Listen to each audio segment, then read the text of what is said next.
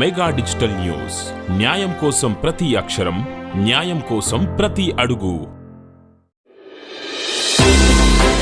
Mega digital వార్తలకు స్వాగతం. ఎన్నో ధర్నాలు, రాస్తారోకోలు పట్టించుకొని గత ప్రభుత్వం అంతిమంగా కూటమి ప్రభుత్వంలో అశ్వరావుపేట టు భద్రాచలం రోడ్డుకు మహద్దశ మొదలైంది.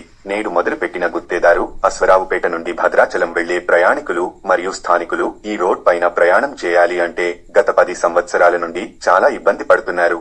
ప్రభుత్వాలు మారినా మా ముంపు మండలాల రోడ్డు వ్యవస్థ మారడం లేదు అని ప్రజలు ఎంతో బాధపడ్డారు. చేసేది ఏమీ లేక అలవాటు పడ్డారు. కానీ మారిన ప్రభుత్వం ప్రజల కష్టాలను చూసింది.